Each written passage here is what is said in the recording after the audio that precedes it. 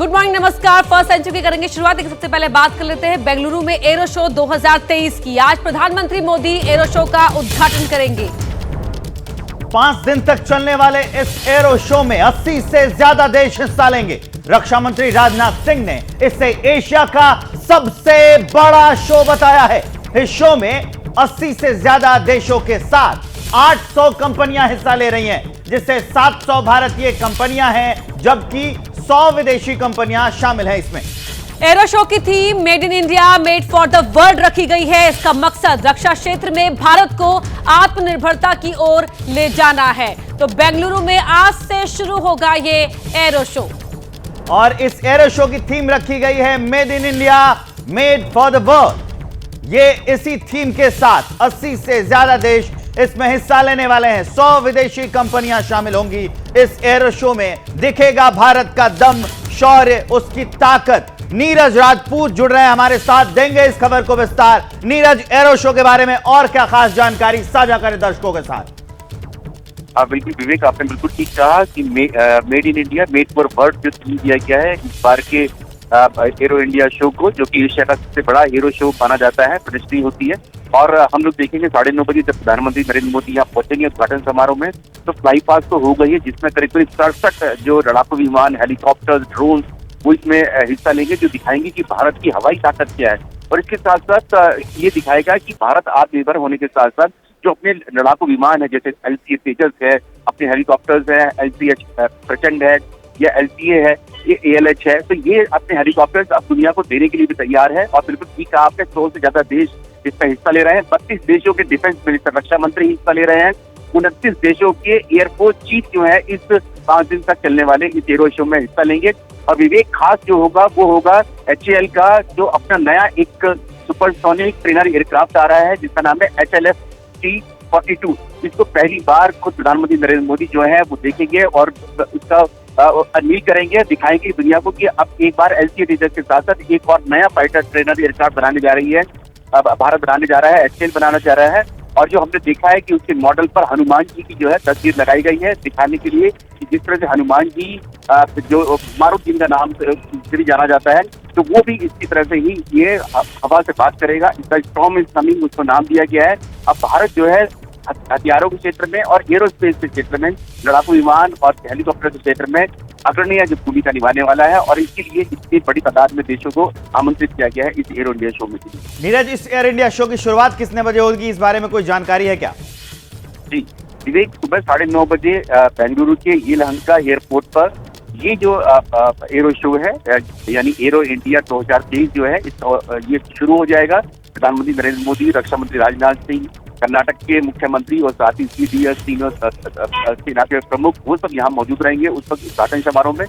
9:30 बजे से 9:45 तक एक फ्लाई पास होगा। उसके बाद 9:45 तक प्रधानमंत्री नरेंद्र मोदी का संबोधन होगा और 10:30 बजे से 11:55 तक एक बार फिर से बड़ा फ्लाई पास जो होगा वो बेंगलुरु के आसमान में देखने को मिलेगा। बिल्कुल नीरज, यहाँ पर एक और सवाल, अगर हम बात करें 80 देश इसमें हिस्सा ले रहे हैं, लेकिन डिप्लोमेटिक फ्रंट पर जो बड़े देश हैं, रूस है, अमेरिका है, फ्रांस है, उनकी भागीदारी इस एरो शो में कितनी महत्वपूर्ण हो जाती है? क्या रेलेवेंस है, जरा उसको समझाएं। बिल्कुल, आपने बिल्कुल ठीक कहा, क्योंकि ये एरो शो ऐसे समय में हो रहा है जब हम लोग देख रहे हैं कि रूस और यूक्रेन का युद्ध अभी चल ही रहा है। तो ऐसे समय में ये जो रक्षा प्रदर्शनी हो रही है, यानी कि एरो शो हो रहा है यहाँ पर बेंगलुरु में हो रहा है, भारत में हो रहा है। तो इसमें आपने बिल्कुल ठीक कहा, अमेरिका, इंग्लैंड, इजराइल, फ्रांस, रूस, जितने भी बड़ी कंट्रीज हैं, जापान, ये सारी कंट्रीज जो है वो इसमें हिस्सा ले रही हैं, अपने रिप्रेजेंटेटिव भेज रही हैं। US के तो हम लोग देख रहे हैं कि जो उनके फाइटर एयरक्राफ्ट हैं, जो F-18 है वो यहाँ पर आया है। इसके अलावा F-35 भी आया है, वो सब एयरक्राफ्ट भी यहाँ पर आए हैं। और फ्रांस का जो रफाल मरीन जो वर्जन है वो भी माना जा रहा है कि वो इस एरो शो में हिस्सा ले रहा है। और रफाल लड़ाकू विमान तो फ्लाई पास में हिस्सा लेगा ही लेगा। तो ये अपने आप में बहुत महत्वपूर्ण है। मिलिट्री डिप्लोमेसी के हिसाब से भी ये एरो इंडिया शो जो है भारत के लिए बहुत महत्वपूर्ण माना जा रहा है। ठीक है नीरज, आप हमारे साथ जुड़े, जानकारी साझा की, इसके लिए आपका बहुत बहुत धन्यवाद।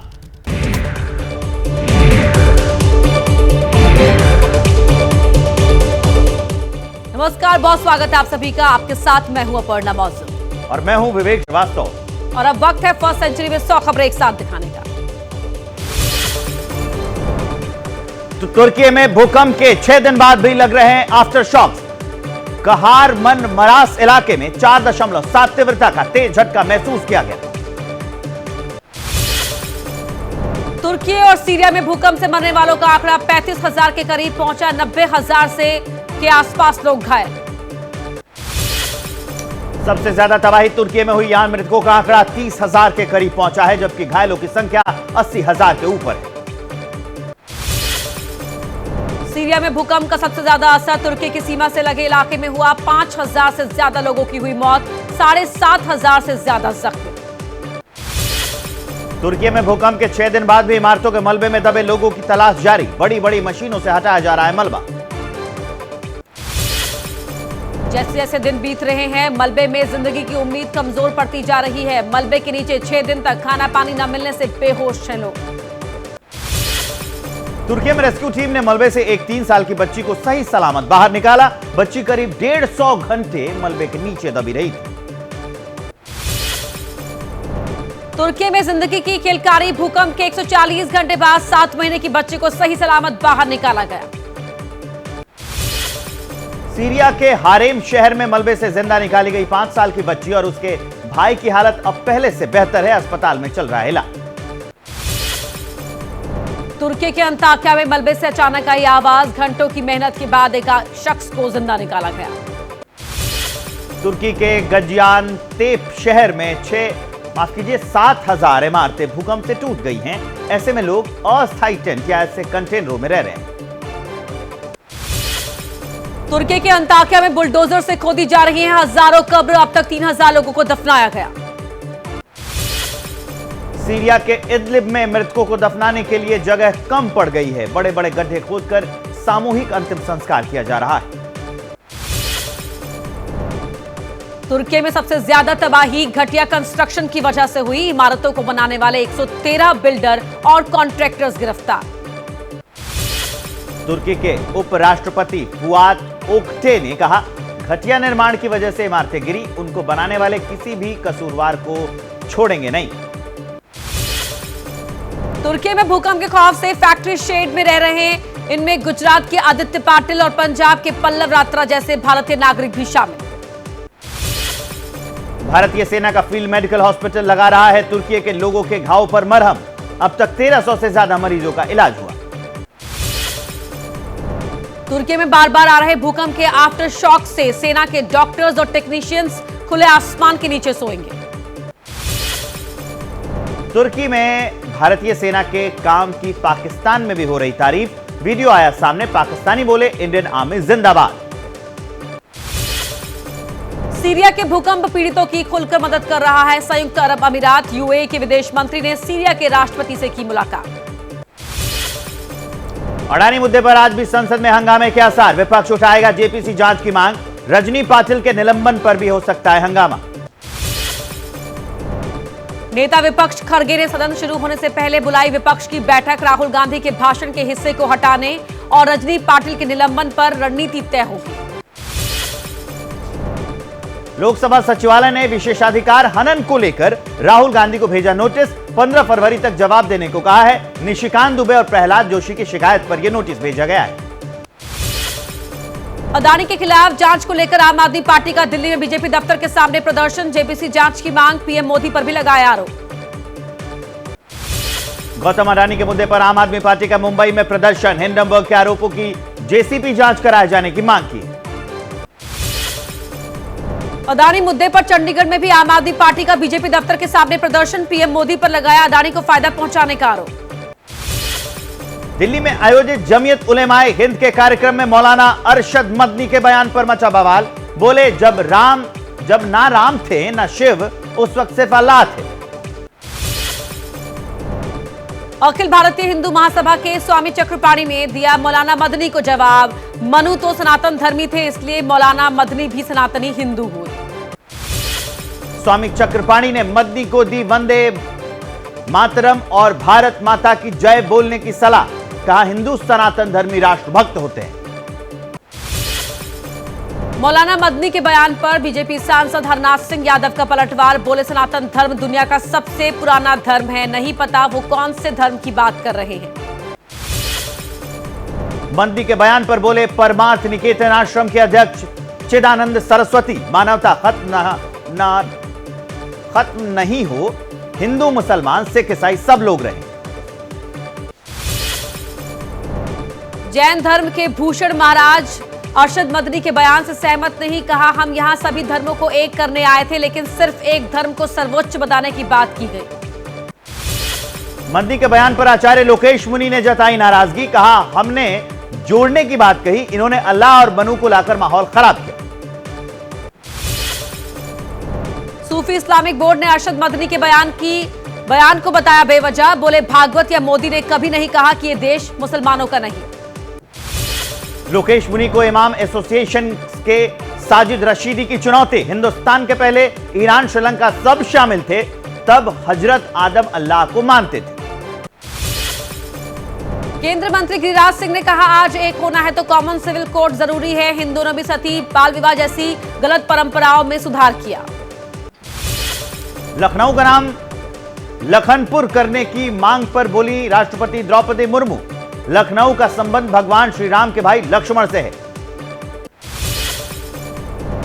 राष्ट्रपति ने पूर्व पीएम वाजपेयी को याद करते हुए कहा अटल जी ने कहा था लखनऊ हम पर फिदा और हम फिदाए लखनऊ। राष्ट्रपति मुर्मू ने उत्तर प्रदेश के पवित्र धार्मिक स्थलों को भारत की आध्यात्मिक शक्ति का केंद्र बिंदु बताया।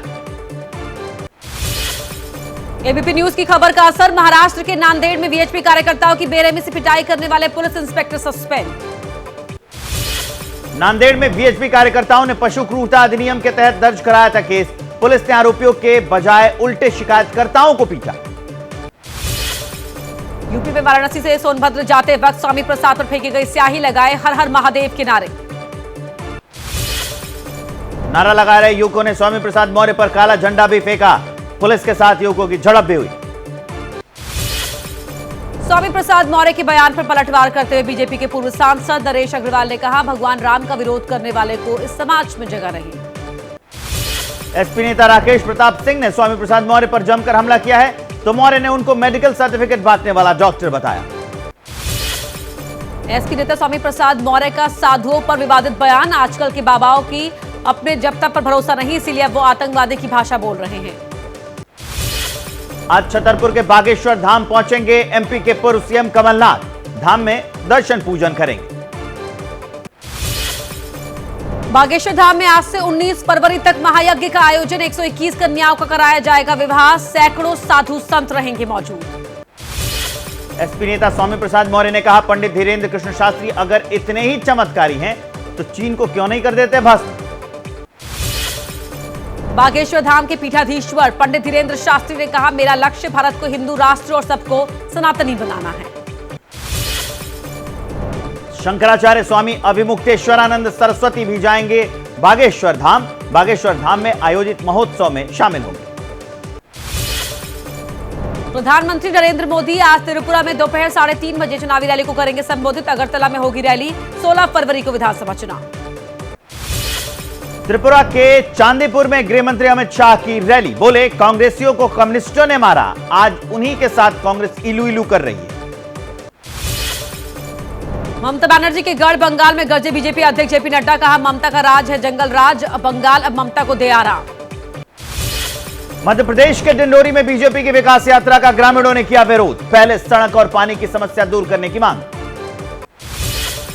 त्रिपुरा विजय के लिए बीजेपी ने झोंकी ताकत, गृह मंत्री अमित शाह ने अगरतला में किया रोड शो, मुख्यमंत्री माणिक साह भी रहे मौजूद।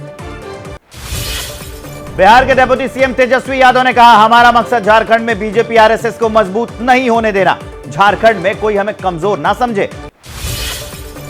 बीजेपी अध्यक्ष जेपी नड्डा ने कहा टीएमसी कार्यकर्ता पीएम गरीब कल्याण अन्न योजना से कर रहे हैं अनाज की चोरी। भोपाल के दशहरा मैदान में भी मामी ने किया शक्ति प्रदर्शन, चंद्रशेखर रावण ने कहा आदिवासी दलित लड़ेंगे विधानसभा चुनाव। पीएम मोदी ने दौसा में दिल्ली मुंबई एक्सप्रेसवे के पहले चरण का किया उद्घाटन, 18,000 करोड़ से ज्यादा लागत की सड़क परियोजनाओं का शिलान्यास। दौसा की रैली में पीएम मोदी ने कहा विकसित भारत बनने के लिए भारत का तेज विकास जरूरी, इसके लिए आने जाने के साधनों का तेज होना जरूरी।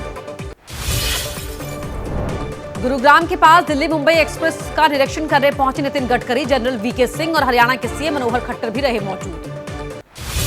परिवहन मंत्री नितिन गडकरी ने एक्सप्रेसवे पर दी जा रही सुविधाओं की ली जानकारी। नई टेक्नोलॉजी और कई तरह की सुविधाओं से लैस है ये नया एक्सप्रेसवे। दौसा से पीएम मोदी ने विपक्ष पर साधा निशाना, बोले कांग्रेस की सरकारें सीमा से जुड़े गांव और शहरों का विकास करने से डरती थी। पीएम मोदी ने राजस्थान की गहलोत सरकार पर भी साधा निशाना। राजस्थान विधानसभा में बजट के दिन सीएम गहलोत ने पुराना भाषण पढ़ लेने पर चुटकी भी ली। पीएम के दौसा दौरे पर राजस्थान के सीएम गहलोत का बयान, प्रधानमंत्री पिछले विधानसभा चुनाव से पहले किए गए वादे को पूरा करते तो उनका स्वागत होता। पीएम मोदी ने महर्षि दयानंद सरस्वती के 200वीं जयंती के कार्यक्रमों की शुरुआत की। कहा, स्वामी दयानंद जी से हमें बहुत प्रेरणा मिलती है। मुंबई में बीजेपी प्रदेश कार्यकारिणी की बैठक, शिवसेना के कार्यकाल में करप्शन का आरोप लगाकर कार्यकर्ताओं से इन्हें जन जन तक पहुंचाने को कहा गया। आज बेंगलुरु में पीएम मोदी करेंगे एरो इंडिया 2023 का उद्घाटन। करीब 2 घंटे तक समारोह में रहेंगे मौजूद। एरो इंडिया शो को लेकर रक्षा मंत्री राजनाथ सिंह ने कहा, कर्नाटक में बढ़ेगा निवेश, पैदा होंगे रोजगार के मौके। जेट पैक भारतीय सेना की ताकत बढ़ाएगा। एरो इंडिया में दिखाया गया जेट पैक पहने एक सैनिक का मॉडल। इंदौर में आज से G20 कृषि कार्य समूह की बैठक, सीएम शिवराज सिंह चौहान करेंगे उद्घाटन। 15 फरवरी तक चलेगा कार्यक्रम। आज वाराणसी जाएंगी राष्ट्रपति द्रौपदी मुर्मू। काल भैरव मंदिर और विश्वनाथ धाम में दर्शन पूजन करेंगी। आज लखनऊ की बाबा साहेब भीमराव अंबेडकर यूनिवर्सिटी के दीक्षांत समारोह में शामिल होंगी राष्ट्रपति द्रौपदी मुर्मू। लखनऊ में ग्लोबल इन्वेस्टर्स समिट के बाद आज से शुरू होगा G20 की बैठकों का दौर। पहली डिजिटल इकोनॉमी वर्किंग ग्रुप की बैठक होगी। अपने संसदीय क्षेत्र वायनाड के दौरे पर केरल पहुंचे राहुल गांधी। एयरपोर्ट पर कांग्रेस कार्यकर्ताओं ने किया भव्य स्वागत। चीन समेत 6 देशों से भारत आने वाले यात्रियों को राहत नहीं देनी होगी कोविड की रिपोर्ट। कोरोना के घट रहे मामलों पर यह फैसला लिया गया। अमेरिका के हुरॉन लेक पर आसमान में नजर आई एक संदिग्ध चीज। अमेरिका ने एक बार फिर लिया एक्शन, हवा में ही उड़ाया। एक दिन पहले कनाडा के आसमान में दिखे यूएफओ को फाइटर जेट ने मार गिराया था। कनाडा के पीएम के आदेश पर अमेरिका के F-22 रैप्टर ने मिसाइल दागी। जासूसी गुब्बारे के आरोपों से घिरे चीन के आसमान में दिखा संदिग्ध ऑब्जेक्ट, ड्रैगन ने बनाई मार गिराने की योजना। चौथी बार उत्तर अमेरिका के आसमान में यूएफओ पर दागी गई मिसाइल। शुक्रवार को भी अलास्का में एक अनजान वस्तु को गिराया था। सबसे पहले अमेरिका के आसमान में चीन के गुब्बारे दिखाई दिए थे, जिन्हें अमेरिका ने मार गिराया था, जिसके बाद बड़ी तकरार। रूस ने यूक्रेन के निकोपोल पर हमले तेज कर दिए। 4 रिहायशी इमारतों को निशाना बनाया। यूक्रेनी मीडिया का दावा, 53 साल की एक बुजुर्ग महिला की मौत हो गई। एक सर्वे का दावा, यूक्रेन के 89% लोगों ने कहा चाहे रूस परमाणु हमला करे तब भी यूक्रेन को जंग से पीछे नहीं हटना चाहिए। पोलैंड का बड़ा बयान, कहा ब्रिटेन ने अपने F-16 फाइटर प्लेन यूक्रेन भेजे तो परिणाम गंभीर होंगे, युद्ध से खतरा और बढ़ेगा। अमेरिकी बैन के बावजूद रूस से गैस खरीद रहे यूरोप के देश। रूस ने यूक्रेन के रास्ते 30 million cubic metre gas Europe भेजा। यूक्रेन के डोनबास इलाके में यूक्रेन और रूसी सेना के बीच भीषण जंग। कीव में लोग सैनिकों के लिए प्रार्थना कर रहे हैं। सीरिया में एक तरफ कुदरत, दूसरी तरफ आतंकवाद का कहर। पूर्वी सीरिया में आईएस ने 75 स्थानीय लोगों पर किया हमला, 11 लोगों की दर्दनाक हत्या। न्यूजीलैंड में चक्रवाती तूफान का कहर। ऑकलैंड शहर में बाढ़ के चलते 4 लोगों की मौत हो गई। इंटरनेशनल फ्लाइट समेत कई उड़ानें रद्द हो गई। दुनिया भर में फिर से गरमाया नॉर्थ स्ट्रीम गैस पाइपलाइन में लीकेज का मामला। अमेरिका के खिलाफ इंटरनेशनल जांच की मांग तेज। भारत ने T20 वर्ल्ड कप में पाकिस्तान को हराया। भारतीय वुमेन टीम ने रचा इतिहास। जेमिमा के तूफान में बही पाकिस्तानी टीम। पहले बैटिंग करते हुए पाकिस्तानी वुमेन टीम ने दिया 151 रनों का टारगेट। भारत ने 3 विकेट खोकर 6 गेंद बाकी रहते हुए जीत दर्ज की। आखिरी ओवर्स में प्रेशर में आ गया पाकिस्तान। जेमिमा की अर्धशतकीय पारी ने पाकिस्तान से छीना मैच। जेमिमा ने नाबाद 53 रनों की पारी खेली। विश्व कप में पाकिस्तान के खिलाफ जीत पर महिला क्रिकेटर रेणुका ठाकुर की मां ने जताई खुशी। बोली, हमें पूरी टीम पर गर्व है। पहले अंडर 19 और अब T20 इंटरनेशनल्स में दिखा विकेटकीपर और बल्लेबाज ऋचा घोष का दम। पाकिस्तान के खिलाफ ऋचा ने नाबाद 31 रनों की शानदार पारी खेली। नागपुर टेस्ट में हार के बाद ऑस्ट्रेलिया टीम में बड़ा बदलाव। दिल्ली में होने वाले दूसरे टेस्ट मैच में नजर आएंगे बाएं हाथ के स्पिनर मैथ्यू। वैलेंटाइन डे पर दोबारा शादी के लिए तैयार हैं क्रिकेटर हार्दिक पांड्या और नताशा की जोड़ी। उदयपुर में हो सकता है यह बड़ा प्रोग्राम। शादी के बाद सिद्धार्थ और कियारा ने दिया ग्रैंड रिसेप्शन। परिवार दोस्तों सहित पहुंचे बॉलीवुड के सितारे। मशहूर रैपर एमसी स्टैन बने बिग बॉस 16 के विनर। कांटे के मुकाबले में रनर अप बने शिव ठाकरे।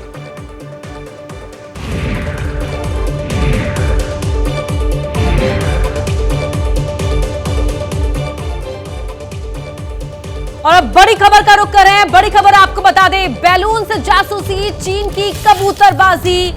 उससे पहले आपको बड़ी खबर बता रहे हैं। अब से कुछ घंटे पहले अमेरिका में एक और हवाई खतरे को शूट डाउन कर दिया गया। अमेरिका के मिशिगन में एक फ्लाइंग ऑब्जेक्ट दिखने से हड़कंप मच गया। पेंटागन एक्टिव हुआ और राष्ट्रपति बाइडेन के आदेश के बाद उस संदिग्ध फ्लाइंग ऑब्जेक्ट को मिसाइल दागकर ढेर कर दिया गया है। 2:42 पर ये इसे ढेर किया गया। अमेरिकी मीडिया के मुताबिक ये हमला रविवार को 2:42 पर किया गया। इस बार हमले में F-16 फाइटर जेट का इस्तेमाल किया गया। शूटडाउन का ये वीडियो भी सामने आ गया है और बताया जा रहा है कि जिस वक्त ये शूटडाउन हुआ उस वक्त संदिग्ध फ्लाइंग ऑब्जेक्ट एक झील के ऊपर करीब 20,000 फीट की ऊंचाई पर उड़ रहा था। इस हवाई खतरे पर AIX 9X मिसाइल से अटैक किया गया।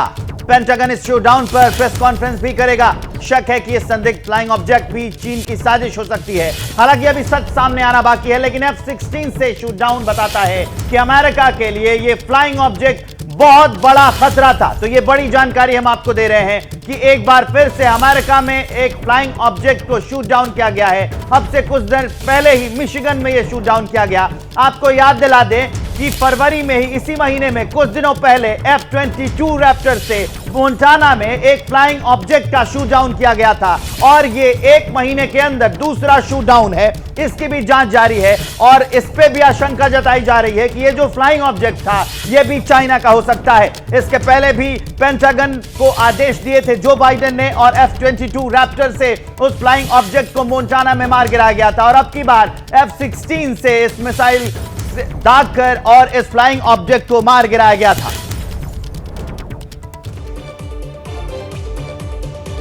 और बेंगलुरु में आज से एरो शो हो रहा है, इसकी जानकारी भी आपको दे दे। अपडेट जान लीजिए। HAL के सुपरसोनिक ट्रेनर एयरक्राफ्ट के मॉडल की पहली झलक सामने आ गई है। इस एयरक्राफ्ट पर हनुमान जी की तस्वीर नजर आएगी आपको। इससे पहले HAL ने 60 के दशक में अपना पहला लड़ाकू विमान बनाया था, उसका नाम मारुत रखा गया था। हनुमान जी को मारुत के नाम से ही जाना जाता है। तो ये बड़ी अपडेट और सबसे पहले उसकी तस्वीर हम आपको दिखा देते हैं। HAL का ये मॉडल और उस पर हनुमान जी की तस्वीर आपको दिखेगी। ये एक ट्रेनर एयरक्राफ्ट होगा। और हमारे सहयोगी नीरज राजपूत हमारे साथ जुड़ रहे हैं। नीरज, ये तस्वीर हम दर्शकों को दिखा रहे हैं, ट्रेनर एयरक्राफ्ट मॉडल की पहली झलक और इसमें दिख रहे हैं बजरंगबली हनुमान। बिल्कुल आपने ठीक कहा। ये जो भारत का पहला जो सुपरसोनिक ट्रेनर एयरक्राफ्ट है HLFT यानी हिंदुस्तान लीड फाइटर ट्रेनर है 42।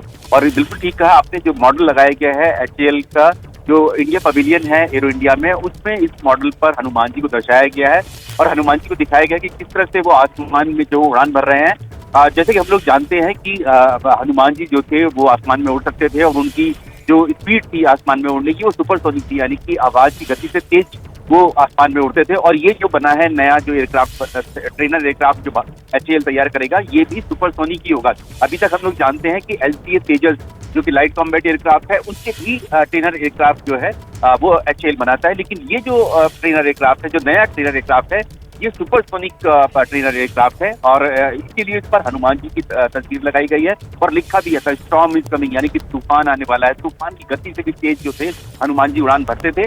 और आपको ये भी बता दूं कि जो 60 के दशक में HAL ने अपना जो पहला फाइटर एयरक्राफ्ट तैयार किया था उसका नाम भी मारुति था, क्योंकि मारुत हम लोग जानते हैं हनुमान जी का दूसरा नाम है, मारुति नंदन उनको कहा जाता है, इसलिए मारुत नाम भी हनुमान जी का ही है और वो मारुत नाम दिया गया था उस वक्त दिया गया था उस एयरक्राफ्ट को। तो इसीलिए इस बार जब अब HAL नया जो अपना ट्रेनर एयरक्राफ्ट बना रहा है तो उसके मॉडल पर भी हमें दिखाई दे रहे हैं हनुमान जी दिखाई दे रहे हैं आसमान में उड़ते हुए और लिखा हुआ है साफ स्टॉर्म इज कमिंग।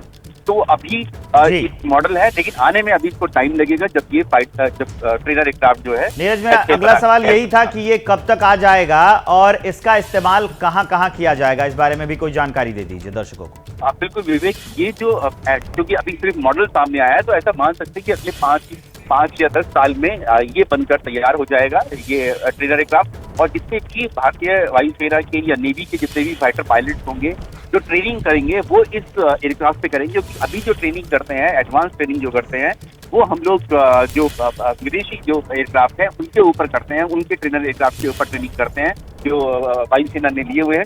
लेकिन जब ये बनकर तैयार हो जाएगा तब ये विदेशी सुपरसोनिक जो है ये फाइटर एयरक्राफ्ट होगा, जिस पर भारत के जो फाइटर पायलट होंगे वो अपनी ट्रेनिंग किया करेंगे।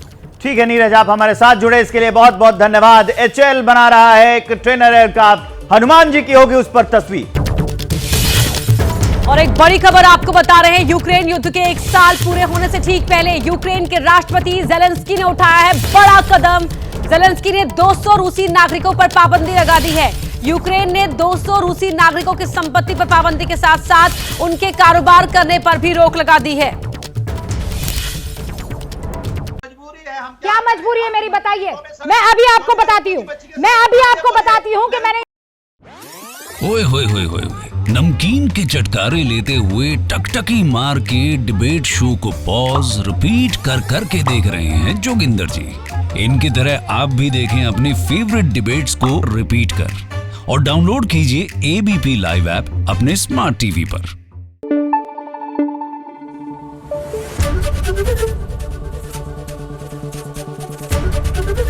ABP न्यूज आपको रखे आगे।